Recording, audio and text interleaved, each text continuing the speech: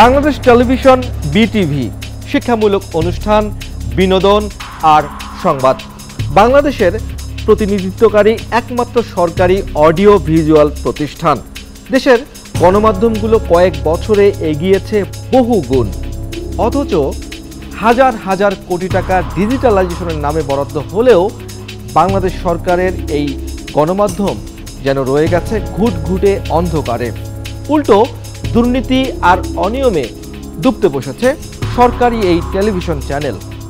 নিম্নমানের অনুষ্ঠান নির্মাণ, দলীয়করণ, ভুয়া বিল দেখিয়ে কোটি কোটি টাকা হাতিয়ে নেয়া, নিয়োগে স্বজনপ্রীতি, এটাই যেন বিটিভি।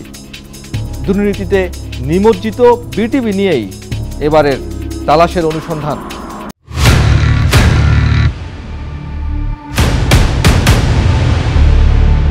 বিটিভির সর্বত্রই দুর্নীতি হচ্ছে, সব ডিপার্টমেন্ট, সবকিছুর মূলেই কিন্তু মাহফুজা এবং তৌহিদ।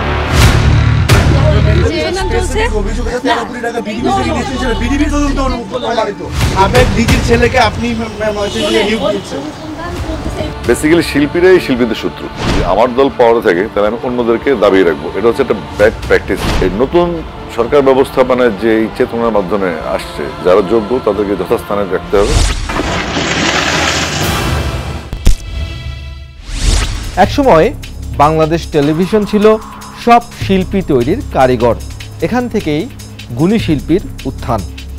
অনুসন্ধানের শুরুতে আমরা এমন একজন গুণী শিল্পীর মুখোমুখি হব, যিনি শুরু থেকে খুব কাছ থেকেই বিটিভিকে দেখেছেন। বাংলাদেশ জন্মের আগে বিটিভির নাম ছিল পাকিস্তান টেলিভিশন। স্বাধীনতার পর যেটি বাংলাদেশ টেলিভিশন নামে যাত্রা শুরু করে। টেলিভিশনের প্রায় জন্মলগ্ন থেকেই বাংলা গানের অন্যতম প্রবাদ পুরুষ, জীবন্ত কিংবদন্তি শিল্পী সৈয়দ আব্দুল হাদী যুক্ত বাংলাদেশ টেলিভিশনের সাথে ওতপ্রোতভাবে।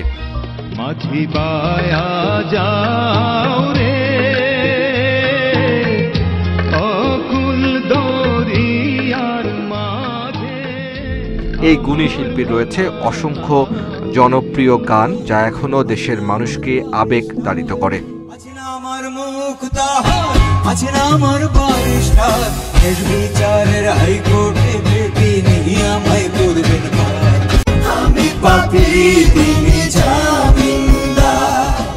একুশে পদকপ্রাপ্ত এই শিল্পীর মুখে প্রিয় প্রতিষ্ঠান বাংলাদেশ টেলিভিশন নিয়ে ক্ষোভ আর হতাশার ছাপ। বিটিভির মতো একটি সাংস্কৃতিক প্রতিষ্ঠানে, একটি জাতীয় সাংস্কৃতিক প্রতিষ্ঠানে যে দুর্নীতি হতে পারে, এই ধারণাটি কারোর মধ্যে ছিল না। এই দুর্নীতি থেকে দুঃখের বিষয় সাংস্কৃতিক প্রতিষ্ঠানগুলো মুক্ত নয়। তিনি দাবি করেন বাংলাদেশ টেলিভিশন নিজের অবস্থান থেকে অনেক দূরে সরে এসেছে, দুর্নীতিতে ডুবতে বসেছে দেশের মানুষের একসময়ের একমাত্র গণমাধ্যম। যে কোনো সরকার পরিবর্তন হলে পরে কিছু শিল্পীকে কালো তালিকাভুক্ত করা হয়। দল করতেই পারে, ইটস মাই রাইট। কালো তালিকাভুক্ত করে তাদের ক্যারিয়ারের ক্ষতি করেছে। বিটিভি এখন আমরা আশা করব নিশ্চয়ই দুর্নীতিমুক্ত হবে, এটা আমাদের প্রত্যাশা। বিটিভির এই দুর্নীতির কারণ কি? অনুষ্ঠানের শুরুতে আমরা এবার এমন একজনকে হাজির করব, যিনি নিজেই ছিলেন সর্বে সর্বা।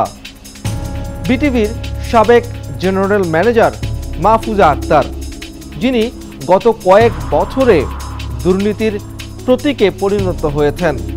শিল্পীদের সম্মানী খাত থেকে 13 কোটি 28 লাখ টাকা সরিয়ে ফেলার অভিযোগ রয়েছে এই মাহফুজা আক্তারের বিরুদ্ধে। এই মাহফুজা আক্তারের ক্ষমতার অপব্যবহার করে তিনি হয়েছেন শত কোটি টাকার মালিক।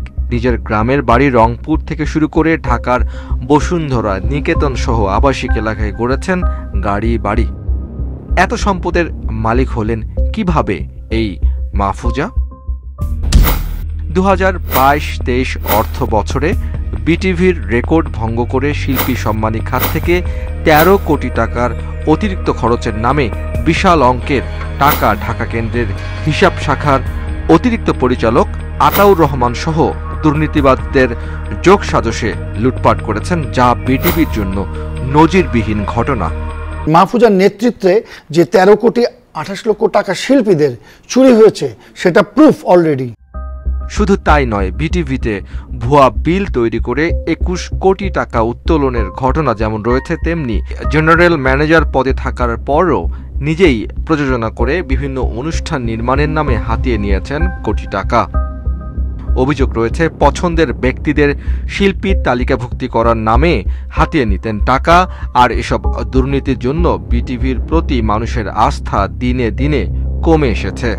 ম্যাক্সিমাম উনার পছন্দের কোনো মানুষকেই উনি গেস্ট হিসেবে বলতেন, ফোন করেও বলতেন যে একে নাও তাকে নাও। সরকার সবসময় ব্যয় সংকোচন নীতি মেনে চলার তাগিদ দিলেও এই মাহফুজা আক্তার যেন সবসময় সরকারের নির্দিষ্ট বাজেটের চেয়েও অতিরিক্ত ব্যয় করার নীতি মেনে চলেছেন। যিনি অতিরিক্ত 13 কোটি টাকা ব্যয় করে পুরো টাকা হাতিয়ে নেয়ার অভিযোগ রয়েছে তার বিরুদ্ধে, যা বিটিভির নিজস্ব তদন্তে বেরিয়ে আসে। মাহফুজা আক্তার 2022-2023 অর্থ বছরে অনুষ্ঠান নির্মাণের নামে কোনো প্রকার অনুমোদন ছাড়াই 13,28,00,000 টাকা অতিরিক্ত খরচ দেখিয়ে এই অর্থ আত্মসাৎ করেছেন। এ ব্যাপারে বিগত 11 জুলাই 2023 সালে বিটিভির সদর দপ্তর অনুষ্ঠান ক্রয় বিক্রয় ম্যানেজার মোহাম্মদ আজগর আলীকে আহ্বায়ক করে 5 সদস্য বিশিষ্ট একটি তদন্ত কমিটি গঠন করা হয়েছিল। তদন্ত প্রতিবেদনে দেখা যায়, ঢাকা কেন্দ্রের জেনারেল ম্যানেজার পদে অতিরিক্ত দায়িত্ব পালনকারী কর্মকর্তা পরিচালক জনাব নাসির মাহমুদ গত 29 ডিসেম্বর 2022 সালে অবসরে যায়, আর এই দায়িত্বে আসেন মাহফুজা আক্তার। এরপরেই পূর্বের জারিকৃত অনুষ্ঠান নির্মাণের সূচি নিজের মতো করে পরিবর্তন করে অতিরিক্ত 152টি বিশেষ অনুষ্ঠান ও 7টি ফিলার নির্মাণ করে অতিরিক্ত অর্থ ব্যয় করেছে। এছাড়াও ঢাকা কেন্দ্রের কার্যালয় থেকে তদন্ত প্রতিবেদনে উঠে আসে, নাটক নির্মাণের জন্য 2022-23 অর্থ বছরে অনুমতি দিলেও অতিরিক্ত ব্যয় হয়েছে, ফলে পরবর্তী 2023-2024 অর্থ বছরের বাজেট থেকে ব্যয় করতে হবে, যা বিধিসঙ্গত নয় বলে উঠে এসেছে। এটা মাহফুজা আক্তারের সময় আমরা এটা ফেস করেছি। প্রোগ্রামের কথা বলে সে টাকা নিয়েছে ঠিকই, প্রোগ্রাম হচ্ছে আমাদের চেক বাউন্স হচ্ছে, আবার কেউ কেউ অনেক গেস্ট এখনো টাকাও পায় নাই। এভাবেই অতিরিক্ত ব্যয়ের নানা অবৈধ পথ বেছে নেন মাহফুজা আক্তার, যেখানে তদন্ত প্রতিবেদনে সুস্পষ্টভাবে তাকেই দায়ী করে প্রতিবেদন দেয়া হয়। একই সাথে তদন্ত দলকে সহায়তা না করার অভিযোগ করেন তদন্ত কর্মকর্তারা। মাহফুজা আক্তার চট্টগ্রামেও দায়িত্ব পালন করেছেন জেনারেল ম্যানেজার পদে, সেখানেও রয়েছে তার বিরুদ্ধে দুর্নীতি আর অনিয়মের অভিযোগ। জেনারেল ম্যানেজার পদে থেকেও অনুষ্ঠান প্রযোজনা করেছেন শতাধিকের উপরে, ক্ষমতার অপব্যবহার করে একই পদে থেকে হয়েছেন প্রযোজকও। নিজেই জেনারেল ম্যানেজার, নিজেই প্রযোজক, এই একের মধ্যে দুই, যা সরকারি নিয়মের সম্পূর্ণ পরিপন্থী। তবুও নিজে নিজেকে প্রযোজক দেখিয়ে নামে বেনামে অনুষ্ঠান নির্মাণ করেছেন। চট্টগ্রাম কেন্দ্রের জিএম থাকা অবস্থায় অনুষ্ঠান প্রযোজনা করার নিয়ম না থাকলেও মাহফুজা আক্তার নিজেকে প্রযোজক দেখিয়ে 639টি অনুষ্ঠান করেছেন। চট্টগ্রাম কেন্দ্রের জেনারেল ম্যানেজার হওয়ার পর এই মাহফুজা আক্তার চট্টগ্রাম বিটিভিকে বানিয়েছেন দুর্নীতির আঁতুড়ঘর। সকল নিয়মকে বৃদ্ধাঙ্গুলি দেখিয়ে নিজেই নিয়ম প্রতিষ্ঠিত করেছেন।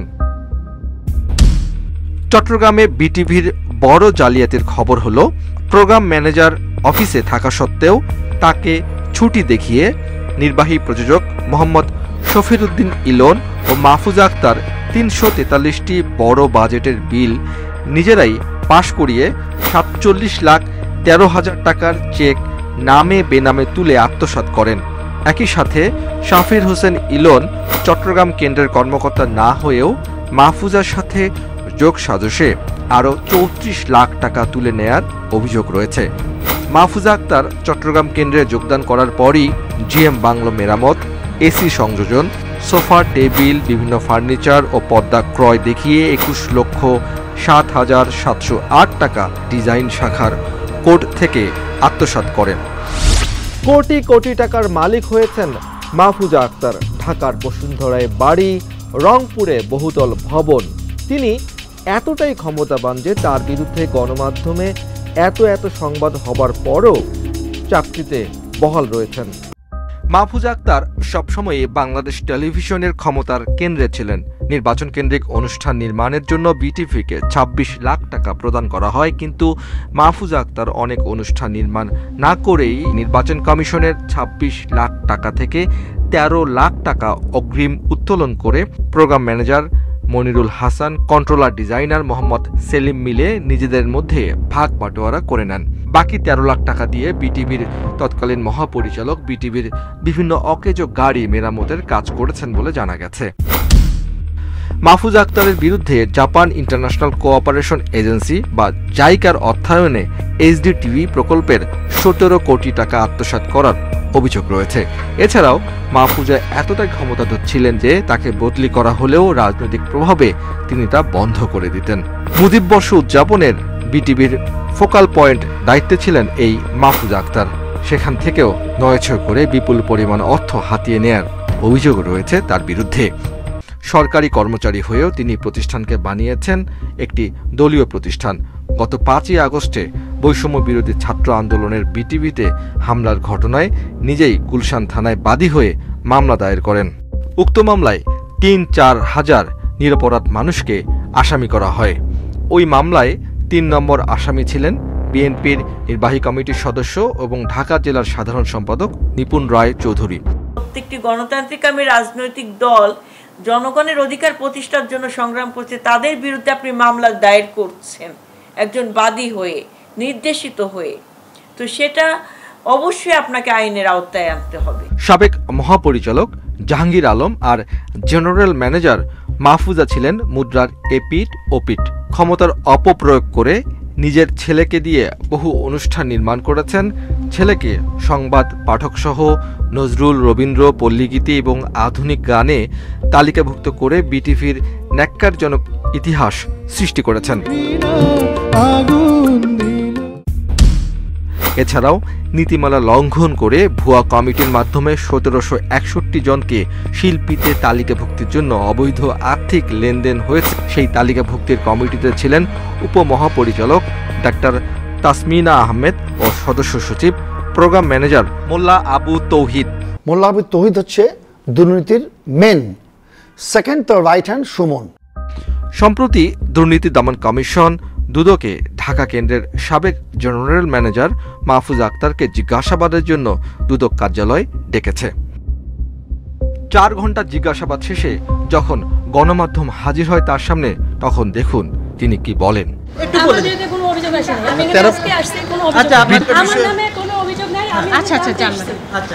গণমাধ্যমের কোনো প্রশ্নের উত্তর না দিয়েই দুদক কার্যালয় ছেড়েছেন বিটিভির এই একসময়ের প্রভাবশালী কর্মকর্তা। মাহফুজা আক্তারের এই নীরবতা কি প্রমাণ করে? এবার আমরা নজর দিব রাষ্ট্রীয় টেলিভিশনের উন্নয়নের জন্য যে কোটি কোটি টাকার বরাদ্দ হয়েছিল তার দিকে। উন্নয়নের টাকা আসলেই কতটুকু ব্যবহার হয়েছে নাকি বেহাত হয়েছে? 4 মিনিট পর ফিরছি। প্রকল্প পরিচালক জানেন না কতটুকু উন্নয়ন হয়েছে, অথচ তিনি সাবেক প্রকল্প পরিচালক। বাংলাদেশ টেলিভিশনের দেশব্যাপী ডিজিটাল টেরিস্টেরিয়াল সম্প্রচার প্রকল্পের পরিচালক তিনি। বাংলাদেশ টেলিভিশনের কেন্দ্রীয় সম্প্রচার ব্যবস্থাপনার আধুনিকায়ন, ডিজিটালাইজেশন ও অটোমেশন, যার ব্যয় ধরা হয়েছে ১১৮ কোটি টাকা। কিন্তু কতটুকু অগ্রগতি হয়েছে এই ডিজিটালাইজেশনের কাজ? অভিযোগ আছে স্টুডিও নির্মাণের নামে কোটি কোটি টাকার হরিলুট হয়েছে। এই প্রকল্পের পরিচালক ছিলেন মনিরুল ইসলাম। টেলিভিশনের ডিজিটালাইজেশনের জন্য ২৫০০ কোটি টাকার বরাদ্দ হয়েছে। ডিজিটালাইজেশনের তো ডও সেখানে হয় নাই। একই সাথে ১৩৯১ কোটি টাকা ব্যয়ে ৬টি বিভাগীয় শহরে পূর্ণাঙ্গ টিভি স্টেশন স্থাপনের কাজ হাতে নিয়েছে সরকার। এসব কাজের অগ্রগতি কেমন তা জানতে যোগাযোগ করা হয় প্রকল্প পরিচালক মুনিউর আহমেদের সাথে, অথচ প্রকল্প সম্পর্কে কিছুই জানেন না বলেও দাবি করেন আমাদের সাথে। এই পরিচালকের বিরুদ্ধে উপকেন্দ্রে কাজ না করিয়ে ঠিকাদার প্রতিষ্ঠানকে ৪০ লাখ টাকার বিল প্রদান করায় দুদক তাকে এরই মধ্যে জিজ্ঞাসাবাদ করেছে। আমি এই মুহূর্তে বিটিভিতে কাজ করি না। ওই প্রকল্পে কি এখন আর আপনার দায়িত্বে নেই? একটা অর্ডার আছে, আমি সেটা সময় দিই না, সময় দেওয়ার মতো আমার পর্যাপ্ত সময় নেই। বাংলাদেশ টেলিভিশনের নানা দুর্নীতি ও অনিয়ম নিয়ে এবার সোচ্চার হয়েছেন বৈষম্য বিরোধী শিল্পী ও কলা কৌশলীরা।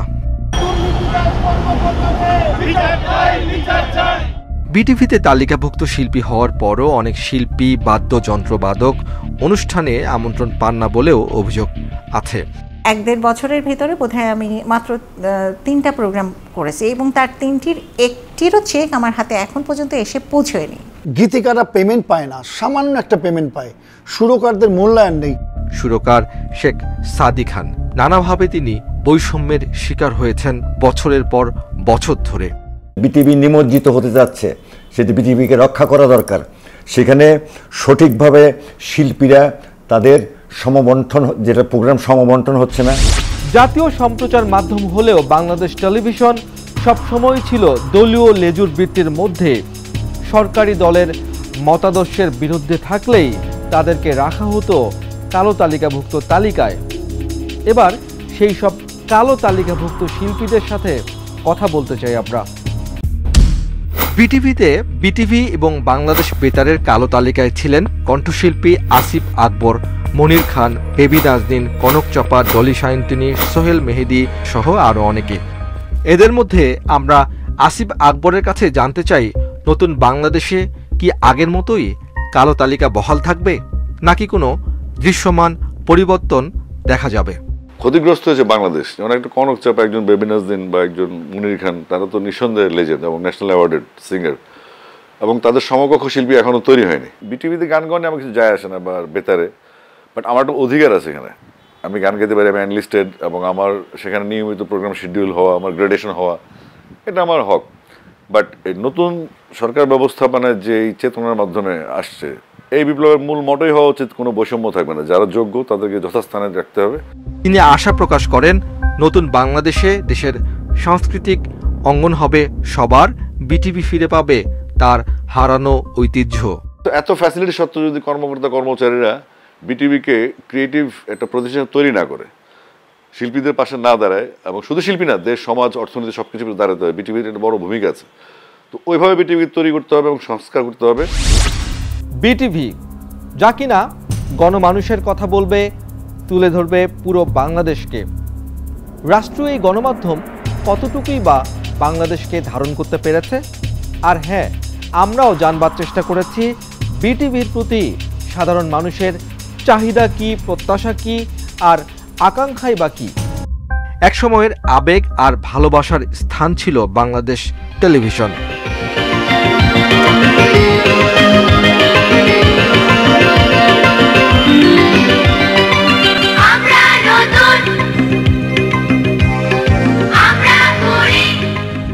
জনপ্রিয় শিক্ষা আর বিনোদনমূলক অনুষ্ঠান ছিল বিটিভির প্রতিদিনের তালিকায়।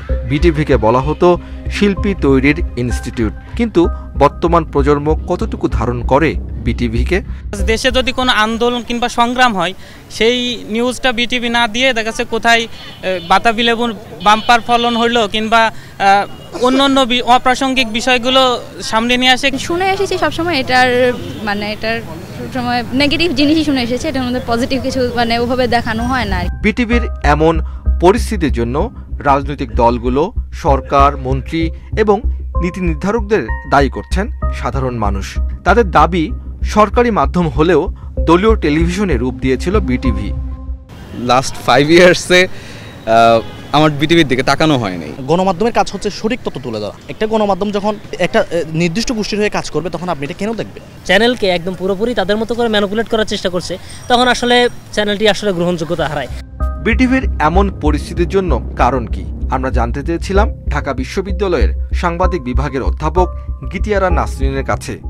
পাবলিক টেলিভিশনের কাজই হচ্ছে জনগণের যেটা প্রয়োজন, জনগণের যেটা জানার কথা, সেইভাবে কেটার করে তারা কাজটা করবে। আমাদের বাংলাদেশ টেলিভিশন আসলে সেটা কখনোই হয়ে ওঠেনি, এবং তার কারণ হচ্ছে যে বাংলাদেশ টেলিভিশনকে সবসময় এটা নিয়ন্ত্রণ করা হয়েছে। রাষ্ট্রের টাকায় পরিচালিত রাষ্ট্রীয় গণমাধ্যম যখন কিছু ব্যক্তির দুর্নীতি আর লালসায় পরিণত হয়, তখন স্বাভাবিকভাবেই প্রশ্ন ওঠে সেই গণমাধ্যম কতটুকুই বা রাষ্ট্রের প্রতিচ্ছবি হতে পেরেছে। বিশ্বের অন্যান্য দেশের রাষ্ট্রীয় টেলিভিশনের মতো বিটিভিও দেশ ও মানুষের কথা বলবে, তুলে ধরবে প্রকৃত সত্য, তাহলেই সুফল পাবে পুরো দেশ। আজ বিদায় নিতে হচ্ছে। আজ বিদায় নিল, ফিরছে আগামী পর্বে নতুন কোনো তালাশ নিয়ে, সন্দেহ ভেদ করে সত্য নিয়ে আপনাদের কাছে। সে পর্যন্ত আপনিও জারি রাখুন অনুসন্ধান। মনে সন্দেহ জাগায় এমন কিছু দেখলে তালাশ করুন, ভেঙে ফেলুন দৃষ্টির সীমানা। তালাশ টিম থাকবে আপনার সাথে।